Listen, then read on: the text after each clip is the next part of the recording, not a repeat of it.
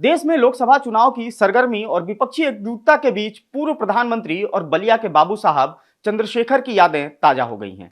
हालांकि चंद्रशेखर को मात्र कुछ महीने ही प्रधानमंत्री पद पर रहने का अवसर मिला, लेकिन उनके प्रधानमंत्री बनने से पहले और पद पर रहते हुए देश की राजनीति में अनेक ऐसी घटनाएं हुई जिससे उनका कार्यकाल हमेशा चर्चा में रहेगा। आइए आपको पूर्व प्रधानमंत्री से जुड़ी कुछ खास बातों के बारे में विस्तार से बताते हैं। मसलन कैसे वो पीएम बने, युवा तुर्क का खिताब उन्हें कब और किसने दिया, सभी कुछ इस एक्सप्लेनर में जानेंगे। तो चलिए शुरू करते हैं।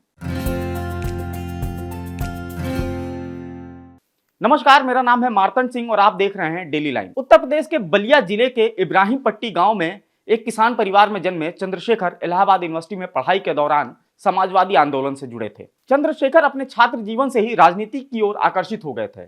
इलाहाबाद विश्वविद्यालय से अपनी मास्टर डिग्री करने के बाद वह समाजवादी आंदोलन में शामिल हो गए। वो उत्तर प्रदेश में राज्य प्रजा समाजवादी पार्टी के संयुक्त सचिव बने। इसके बाद 1955-56 में वे उत्तर प्रदेश में राज्य प्रजा समाजवादी पार्टी के महासचिव बने। 1962 में उन्हें उत्तर प्रदेश से राज्यसभा के लिए चुना गया। लाल बहादुर शास्त्री के प्रधानमंत्री काल में 1965 में चंद्रशेखर ने भारतीय राष्ट्रीय कांग्रेस ज्वाइन कर ली थी। कांग्रेस में रहते हुए उन्होंने बेबाक विचारों के कारण इंदिरा गांधी के प्रधानमंत्री काल में चंद्रशेखर को युवा तुर्क के नाम से जाना जाने लगा। बाद में वे जयप्रकाश नारायण एवं उनके आदर्शवादी जीवन से प्रभावित होकर कांग्रेस पार्टी के भीतर असंतुष्ट नेताओं की धुरी बन गए थे। यही कारण था कि कांग्रेस के नेता होने के बाद भी आपातकाल के दौरान उन्हें गिरफ्तार कर लिया गया था। उस समय वह भारतीय राष्ट्रीय कांग्रेस के शीर्ष निकायों, केंद्रीय चुनाव समिति तथा कार्य समिति के सदस्य थे। राज्यसभा के उपसभापति रहे हरिवंश ने अपनी किताब Chandrashekhar the last icon of ideological politics लिखी है। उन्होंने लिखा कि चंद्रशेखर पूरी तरीके से फियरलेस थे। चाहे अपनी बात को लेकर सत्ता के शिखर पर बैठे लोगों से टकराने का मामला हो या फिर अपनी दोस्ती को लेकर, वह हर बात बिना किसी लाग लपेट के कहते थे। चंद्रशेखर अटल बिहारी वाजपेयी को सार्वजनिक तौर पर अपना गुरु कहते थे। हालांकि आलोचना से परहेज भी नहीं करते थे। बाद में आपातकाल लगने के बाद विपक्षी दलों की बनाई गई जनता पार्टी का उन्हें अध्यक्ष बनाया गया।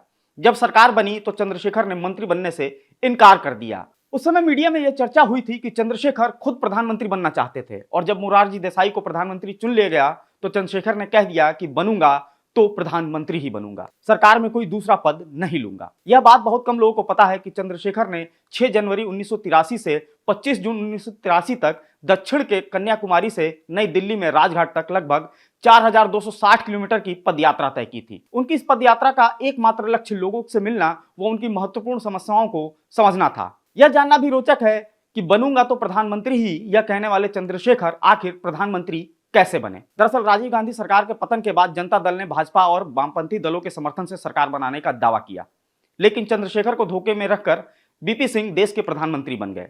मंडल कमीशन पर मचे बवाल और 23 अक्टूबर 1990 को लालकृष्ण आडवाणी की गिरफ्तारी के बाद भाजपा ने बीपी सिंह की सरकार से अपना समर्थन वापस ले लिया था। इसके बाद जनता दल की सरकार अल्पमत में आ गई। चंद्रशेखर ने अपनी आत्मकथा जिंदगी का कारवां में राजीव गांधी द्वारा समर्थन देने की बात का जिक्र किया है। उन्होंने लिखा कि एक दिन अचानक कांग्रेस नेता आर.के. धवन मेरे पास आए और आकर बोलने कि राजीव गांधी आपसे मिलना चाहते हैं। इसके बाद राजीव गांधी ने मुझसे पूछा कि क्या आप सरकार बनाएंगे, तो मैंने कहा कि मेरे पास सरकार बनाने के लिए पर्याप्त संख्या नहीं है। इस पर राजीव गांधी ने कहा कि आप सरकार बनाइए, हम आपको बाहर से समर्थन देंगे। राजीव गांधी ने उस समय जब चंद्रशेखर को समर्थन दिया तो पत्रकारों ने उनसे पूछा कि आप इनसे मिलकर कितने दिन तक सरकार चलाएंगे। इस पर राजू ने कहा था कि बीपी सिंह की सरकार से 1 महीने ज्यादा, पर ऐसा हुआ नहीं। 10 नवंबर 1990 को चंद्रशेखर ने कांग्रेस के समर्थन से भारत के 8वें प्रधानमंत्री पद की शपथ ली। प्रधानमंत्री बनने के बाद जब उनके काम में कांग्रेस ने हस्तक्षेप करना शुरू किया तो चंद्रशेखर ने कांग्रेस के नियंत्रण में सरकार चलाने से इनकार कर दिया। इसके बाद कांग्रेस द्वारा समर्थन वापस लेने का दबाव बनाने की खबरों के बीच चंद्रशेखर ने खुद ही प्रधानमंत्री पद से इस्तीफा दे दिया। इस बारे में on my term from the grass root to the corridor of power में शरद पवार ने लिखा कि राजीव ने मुझे दिल्ली बुलाया और कहा कि चंद्रशेखर से इस्तीफा वापस लेने के लिए उनको मनाइए। शरद पवार इसके बाद चंद्रशेखर के पास गए पर वो नहीं माने। शरद ने अपनी किताब में लिखा कि चंद्रशेखर ने उनसे कहा था कि राजीव से यह कह दो कि चंद्रशेखर एक दिन में 3 बार अपने विचार नहीं बदलता।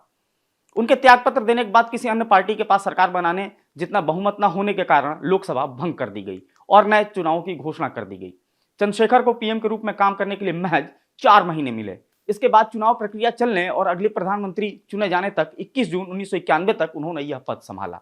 इंदिरा गांधी से जुड़ा एक किस्सा है जब बलिया के बाबू साहब की बेबाकी से वो हैरान रह गई थी।